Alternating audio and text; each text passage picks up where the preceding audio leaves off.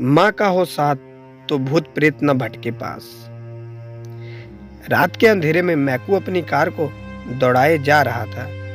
मैकू को खुद कार चलाना और दूर दूर की यात्राएं करना बहुत ही पसंद था। मैकू की बगल वाली सीट पर उसका दोस्त रमेश बैठा था।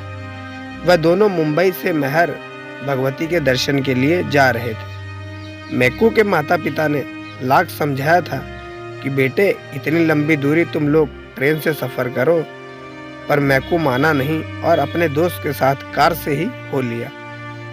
रात के करीब 2 बजे होंगे। कार सड़क पर भागी जा रही थी। रह रहकर इक्के दुक्के ट्रक आदि भी गुजर जाते थे। अचानक कार में कुछ गड़बड़ी मालूम हुई और मैकू ने सड़क के किनारे कार रोक दी। मैकू कार से नीचे उतरकर बोनट खोला और जांच पड़ताल करने लगा। उसका दोस्त रमेश कार में ही बैठा रहा था। काफी कुछ इधर उधर करने के बाद मैकू ने रमेश से कार को चालू करने के लिए कहा, पर यह क्या, रमेश तो बार बार चाबियां घुमा रहा था, पर कार स्टार्ट होने का नाम ही नहीं ले रही थी। इतनी रात को वह दोनों क्या करें, कुछ समझ में ही नहीं आ रहा था। अचानक रमेश के दिमाग में एक ऐसा ख्याल आया और वह एक सड़क पर खड़े होकर इक्की दुक्की जाने वाली गाड़ियों को रोकने के लिए हाथ से इशारा करने लगा, पर कोई गाड़ी रुकने को तैयार नहीं थी। ऐसा भी हो सकता था कि रात का समय और सुनसान इलाका होने के कारण कोई रिस्क लेना ना चाहता हो, क्योंकि हाईवे आदि पर रात को लूटपाट आम बात थी। अचानक उन्हें एक कार उनके पास आकर रुकती हुई दिखाई दी। बाबा आदम के समय की कार लग रही थी, या यूं कहें जैसे किसी राजा महाराजा की कार हो। कार के रुकते ही मैकू भागकर उस कार के पास गया। उस कार में ड्राइवर के अलावा 3 लोग और बैठे थे। इन 3 में से एक महिला और एक किशोरी थी। मैकू ने कार में बैठे लोगों से कहना शुरू किया कि मेरी कार खराब हो गई है, कहीं अगर आप आसपास में कोई बस्ती हो या गैराज हो तो वहां तक उसे पहुंचा दिया जाए। उसकी बात को सुनते ही उस कार का ड्राइवर नीचे उतरा और अपनी कार की डिग्गी में से एक पतला वायर निकाला। मैकू कुछ समझ पाता तब तक वह ड्राइवर अपनी कार से मैकू की कार को बांध दिया था। कार को बांधने के बाद उस ड्राइवर ने इशारे से मैकू को अपनी स्टीयरिंग सीट पर बैठने का इशारा किया। मैकू के स्टीयरिंग पर बैठते ही रमेश भी मैकू की बगल वाली सीट पर बैठ गया। अब उसकी नजर कार को खींचते हुए वह पुरानी कार एक कच्चे रास्ते से आगे बढ़ने लगी। मैकू और रमेश निश्चिंत लग रहे थे।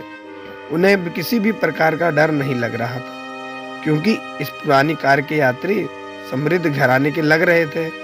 लगभग 15-20 मिनट के बाद उनकी कार एक पुरानी हवेली के सामने खड़ी थी। मैकू और रमेश अपनी कार से उतर चुके थे।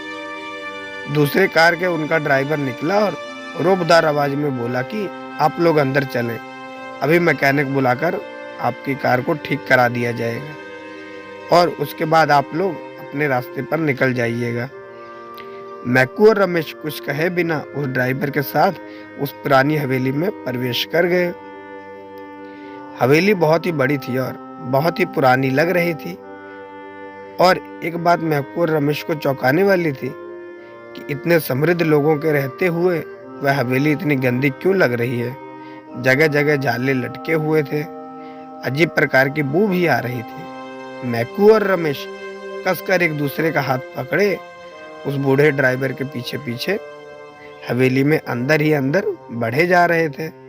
अचानक हाथ में चिराग लिए एक अधेड़ महिला आई जो थोड़ी सी डरावनी लग रही थी। उसने इशारे ही इशारे में उस ड्राइवर से कुछ कहा। वह ड्राइवर और रमेश को उस अधेड़ महिला के पीछे जाने का इशारा करते हुए खुद ही दूसरी तरफ चला गया। वह अधेड़ महिला उन दोनों को लेकर एक बड़े कमरे में दाखिल हुई। वह कमरा काफी अच्छा था। वह यह चौंकाने वाली बात लग रही थी कि इस पुरानी गंदी हवेली में इतना सुंदर सुसज्जित कमरा कैसे हो सकता है। वह कमरा दूधिया प्रकार का भरा हुआ था और यहाँ प्रकाश कहाँ से आ रहा था कुछ पता नहीं चल रहा था। मैकू और रमेश उस कमरे में लगी आलीशान कुर्सियों पर बैठ गए।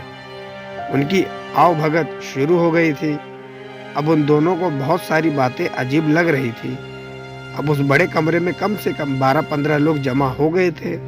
कहीं स्वादिष्ट भोजन की खुशबू तो कहीं पैक का दौर चलना शुरू हो गया था। मैकू तो आए दिन दूर दूर की यात्राएं करता था।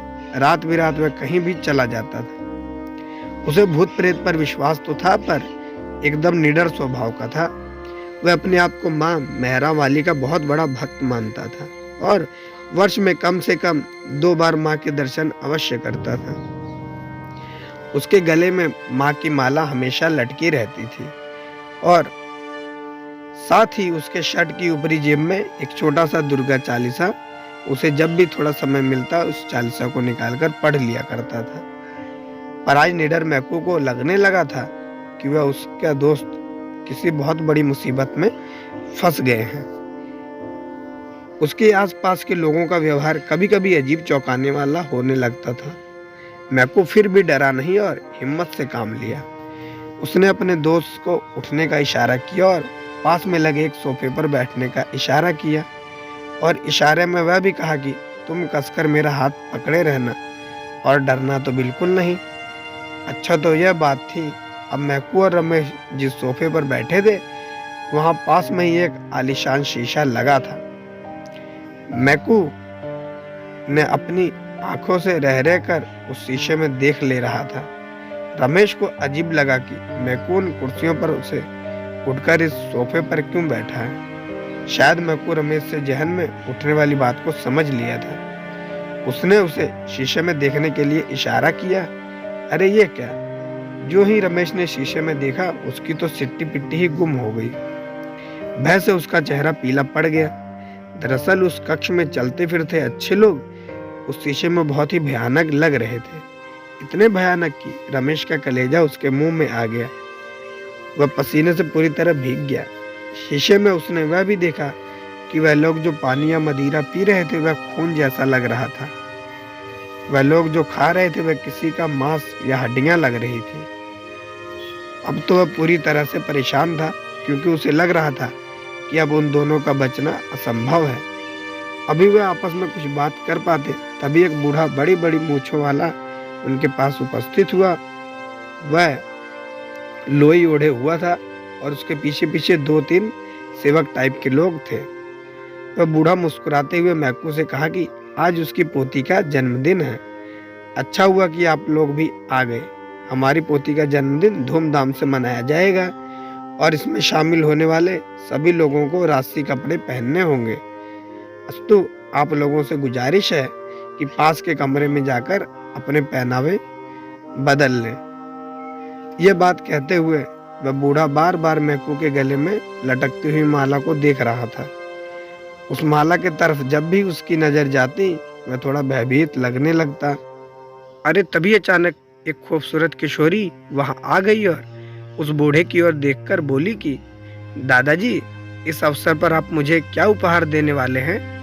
वह बूढ़ा हंसा और मैकू तथा रमेश की ओर देखते हुए बोला कि बेटी, तुझे मैं ऐसा उपहार दूंगा कि तू खुशी के मारे झूम उठेगी। इतना कहकर बूढ़े ने जोर से अट्टहास किया। ऐसा लगा कि उसकी अट्टहास से पूरी हवेली अट्टहास करने लगी हो। अब माहौल और भी डरावना होता जा रहा था। खैर मैकू ने अपना विवेक नहीं खोया और रमेश का हाथ पकड़कर पहनावा बदलने के लिए पास के बताए कमरे में तेजी से चला गया। कमरे में पहुंचकर जब रमेश डर के मारे अपने कपड़े उतारने लगा तो मैकू ने उसे रोका और कहा, बेवकूफ़ी मत कर, अपने कपड़े को पहन कर रख। और साथ ही अपने जेब से दुर्गा चालीसा को निकालकर रमेश की जेब में रख दिया और कहा, डर मत।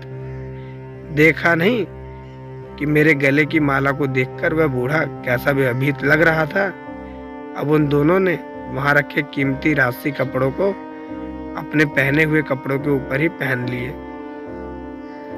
कपड़े पहनने के बाद मैकू ने रमेश का हाथ कसकर पकड़ते हुए कहा कि तुम डरना मत, हम लोगों के साथ माँ मेहरा वाली हैं और उनके रहते ये भूत प्रेत हम दोनों का कुछ भी नहीं बिगाड़ सकते। इसके बाद वे दोनों कमरे से निकलकर फिर उस बड़े कक्ष में आकर सोफे पर बैठ गए। देखते ही देखते पार्टी शुरू हो गई।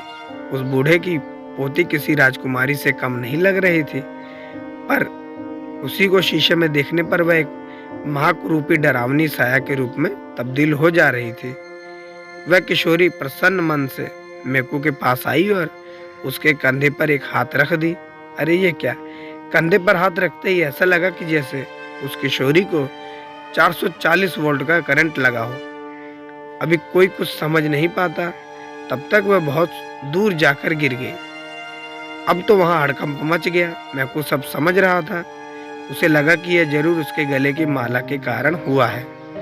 उस किशोरी के दूर गिरते ही कई भूत प्रेत उसे उठाने में लग गए, जबकि वह बूढ़ा दौड़कर मेकू के पास आया और थोड़ा तेज आवाज में डरते हुए बोला कि मैंने आपसे कहा था ना कि आप अपने कपड़े उतारकर हमारे यहाँ के कपड़े पहने, पर आपने नहीं माना।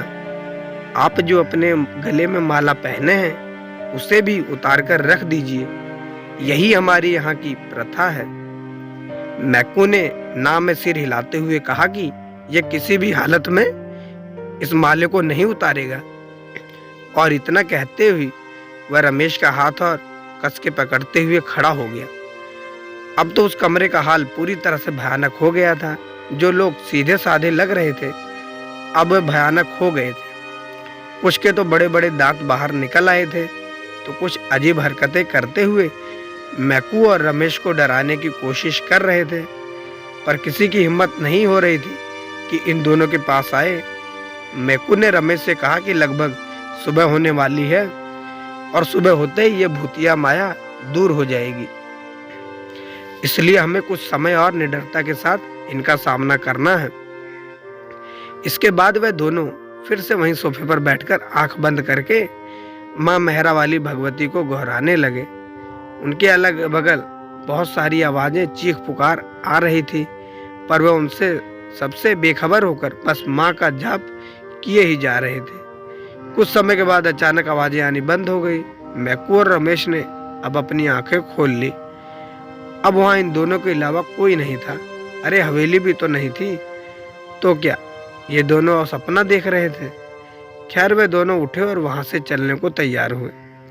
सुबह होने वाली थी और सूरज भी आभा उस जंगल में धीरे धीरे फैलना शुरू हो गई थी। अचानक मैकू कार के पास गया और दरवाजा खोलकर बैठ गया। उसने कार को स्टार्ट की तो वह बिना देर किए चालू हो गई। अब उसके बगल में रमेश भी बैठ चुका था। वह जंगल से बाहर निकलकर एक कच्चे रास्ते पर हो लिए। कुछ दूर आगे चलने पर उन्हें एक चाय की टपरी दिखाई दी। मैकू ने वहीं अपनी कार रोक दी और कार से उतरकर उस टपरी में आ गया। टपरी में आते ही दुकानदार थोड़ा डर से मैकू की तरफ देखकर बोला, साहब आप लोग सुबह सुबह इस जंगल में से कहां से आ रहे हैं? कहीं आप लोग रात को ही नहीं तो? मैकू एक टूटी बेंच पर बैठते हुए अब तक की सारी घटना सुना दी। दुकानदार ने एक लंबी सांस लेकर कहा कि अच्छा हुआ कि आप लोग सही सलामत बच गए, नहीं तो कई सारे लोग इन प्रेतों के शिकार हुए हैं कि या तो वह पागल हो गए या किसी बड़ी बीमारी के शिकार। इसके बाद दुकानदार ने सहमते हुए अपनी बातचीत और आप बीती सुना दी, क्या गुजरी थी उस दुकानदार पर। खैर यह कहानी फिर कभी। आपको ये कहानी कैसी लगी कमेंट करके जरूर बताएं। साथ ही वीडियो को लाइक कर दें, दोस्तों को शेयर कर दें। चैनल पर नहीं हो तो सब्सक्राइब करना ना भूलें और पास में ही पड़ी बेल आइकन को प्रेस करके ऑल पे सेट कर दें, ताकि ऐसी ढेर सारी मनोरंजक कहानियाँ आप तक पहुँचाते रहे हम सबसे पहले। मिलते हैं फिर अगली वीडियो में एक नई कहानी के साथ।